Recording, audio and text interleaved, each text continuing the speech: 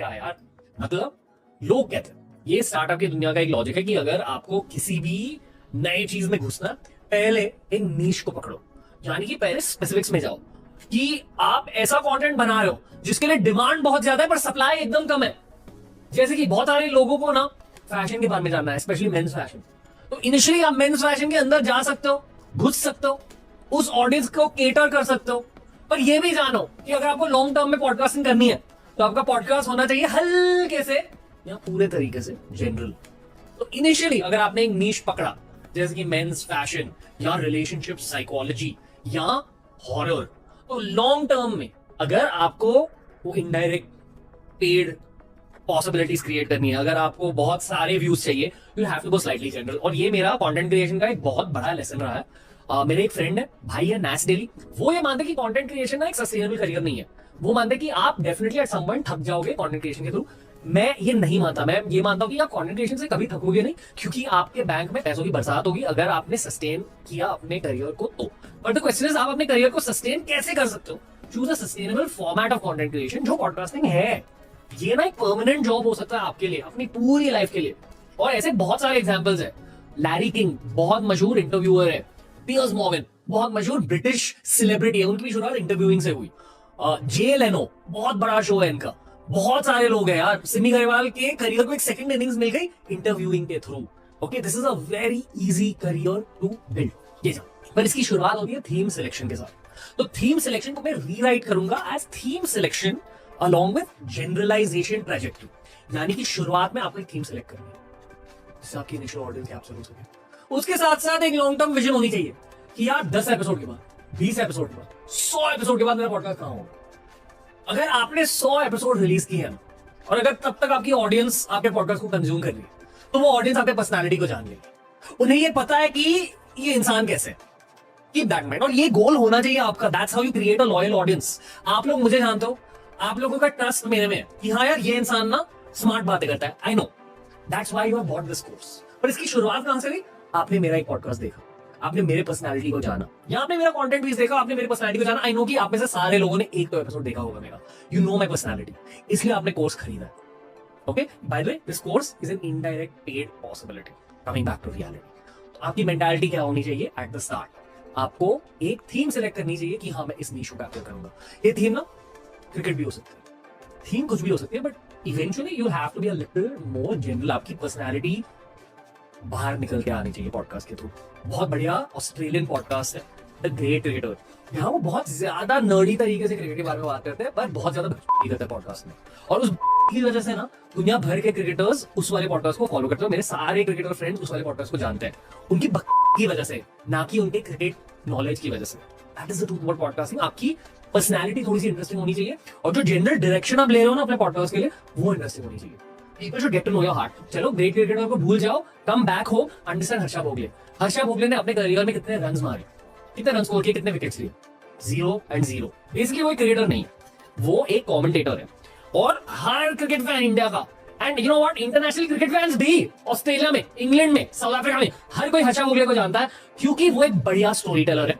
हर कोई उनकी पर्सनालिटी को जानता है कि वो इतने रोमांटिक तरीके से क्रिकेट के बारे में बात करते हैं। तो ये वाली गेम ना पर्सनालिटी बेस्ड होती है, ना कि knowledge based. Please remember that, that is the first and foremost lesson. और अगर आपको ये डर फील हो रहा है कि यार मैं पर्सनालिटी को कैसे डेवलप करूंगा या करूंगी, चिल, वो डेवलप हो जाती है। उस टॉपिक को लेकर एक मॉड्यूल आएगा इसी कोर्स में, and we are eventually going to release a lot of personality related courses, क्योंकि कंटेंट क्रिएशन और पॉडकास्ट में at the end of the day लोग फॉलो करेंगे आपके पॉडकास्ट को, not for your guest but for you. They will watch an episode may be for the guest, but they will come back to the podcast for you. इसलिए first and foremost work on yourself. Second, please अगर आप start में ना एक ऐसी theme choose कर रहे हो जहां लोगों को कुछ पड़ी नहीं उस थीम को लेकर, यानी कि आपको बहुत अच्छी लगती है गार्डनिंग, पौधों का ख्याल रखना, रोमांटिक सी थॉट है, मेरे पौधे भी बहुत मस्त है, पर इसका ये मतलब नहीं कि दुनिया पौधों के बारे में पॉडकास्ट देखना चाहिए। अगर आप कंटेंट सर्व कर रहे हो और अगर आपकी कमर्शियल आउटलुक है इस दुनिया को लेकर, पैसे कमाने हैं ना, तो पहले ये जानो कि ऑडियंस को मसाला अच्छा लगता है, ऑडियंस को वही कंटेंट अच्छा लगता है जो ऑलरेडी उनके दिल में है। उन पर कंटेंट फोर्स मत करो।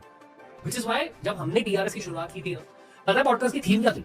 मैंने नीश पिकअप किया सेल्फ इंप्रूवमेंट का। क्यों?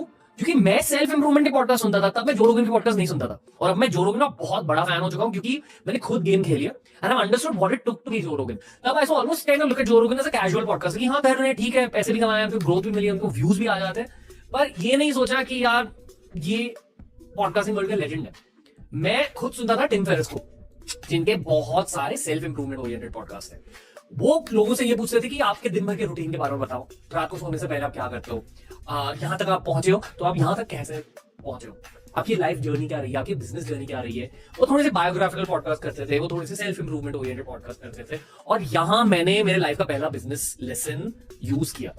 एक बहुत हरामी बिजनेस लेसन है, पर भारत के लिए, एशिया के लिए, और स्पेशली सब कॉन्टिनेंट के लिए एक बहुत जरूरी बिजनेस लेसन है कि जो चीजें वहां चल रही है ना, अमेरिका में, यूरोप में, उन्हीं चीजों को यहां लाओ। कॉपी मत करो, वो गलत हो, पर डेफिनेटली वहां से इंस्पिरेशन लो, उन चीजों को इंडियनाइज करो, वो चीजें डेफिनेटली यहां चलेगी।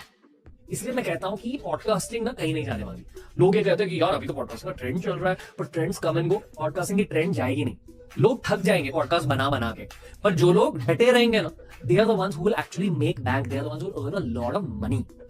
Okay, coming back to my story, मैंने टिम फेरिस के फॉर्मेट को थोड़ा सा कॉपी किया, 10 एपिसोड बनाए कुछ इंटरेस्टिंग दोस्तों के साथ, इंटरेस्टिंग बिजनेस फ्रेंड्स के साथ, और 11वें एपिसोड तक सामने से प्रियंका चोपड़ा की टीम ने मैसेज किया कि we want to actually test a new format of interviewing, क्योंकि उनकी एक मूवी रिलीज हो रही थी, पर एक्टिंग के साथ साथ वो प्रोड्यूसर भी थी।